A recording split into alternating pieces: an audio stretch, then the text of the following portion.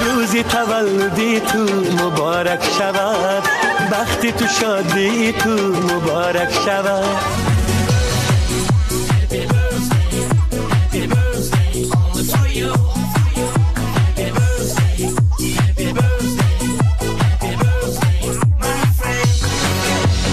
ای دوست تولدت مبارک، جانا تولدت مبارک، خانوم تولدت مبارک، آقا تولدت مبارک.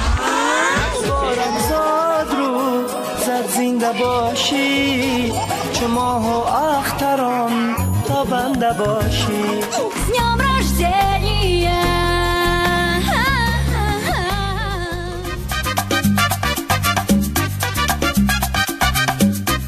زی صدی باد در عمرت گشایش، زی فردوسی ثنا باد و ستایش.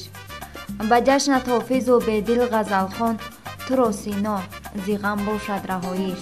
امروز در اویلای مرادوفا استقامت کنندگان جماعت قراتاق دهه مهرآباد خورسندی به حد و کنار دارند، زیرا امروز دو فرزند این خاندان سینا جان به سن 11 سالگی و طفلی که دیر باز در انتظارش بودند بزرگمهری به جان و دل برابر عزیز و دل و دیده یک ساله می شوند. این دو دوسترویکان را بابای و بیبی هایشان، امک و تقاهایشان، اماهایشان سورینیسا مکنونت، خاله هایشان، پدر سینا جان عبدالملک، مادرش دلارام، پدری بزرگمهر جان احمد، مادرش زیبونیسا، اکاهایشان خیام، رمضان، جمشید، اسفندیار، سیاوش تبریک و شادباش نموده به هر دوی اینها شادی و خورسندی های همیشگی برباری ها را تمنا دارند.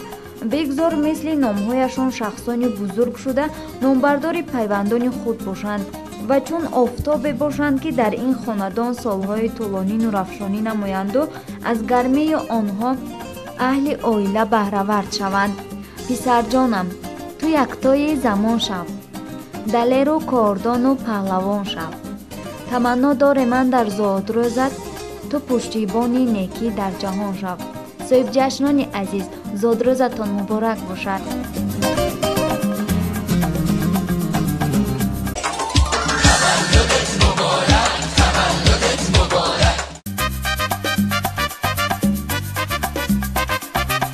نمیخواهم سرت خم گشته باشد، نمیخواهم دلت غم گشته باشد، فقط خواهم در این دنیای روشن دلت شاد و لبت پرخنده باشد.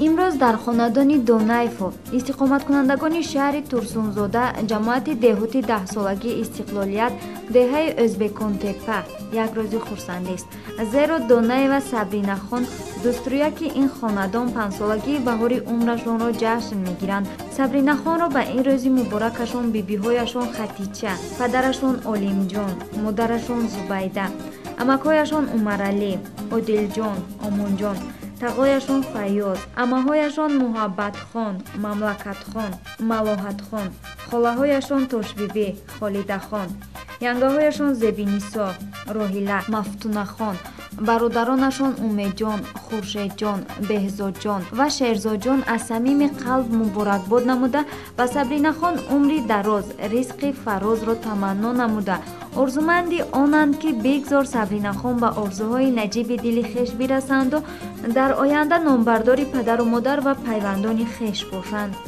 یا رب کمال عافیتت بر دوام باد، اقبال و دولت و شرفت مستدام باد، سال و ماهت مبارک و روز و شبت بخیر، بختت بلند و دولت دنیا بکام باد. صاحب جشن عزیز، زادروزتان مبارک باشد.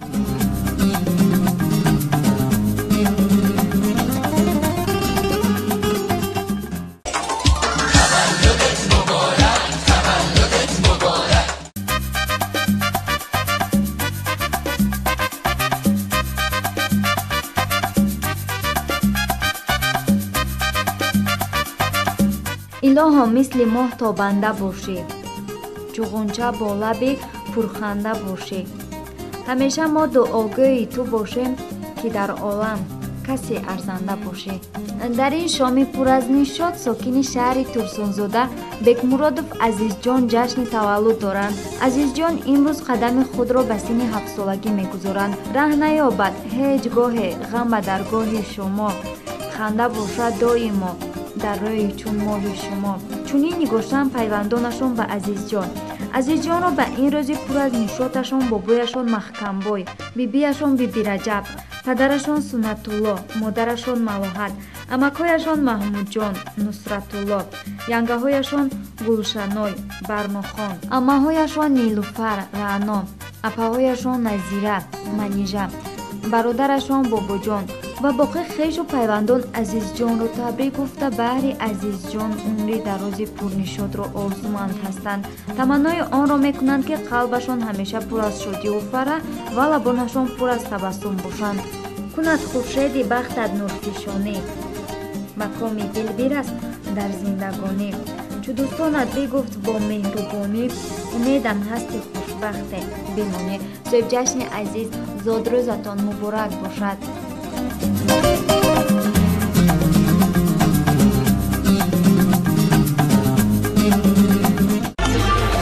روزی تولدی تو مبارک شود، بختی تو شادی تو مبارک شود.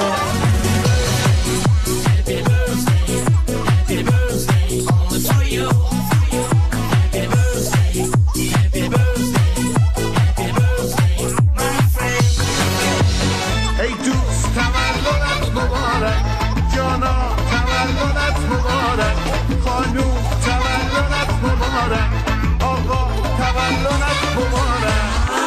مبارک زاد رو زد زنده باشی، چو ماه و اختران تا بنده باشی. С днем рождения!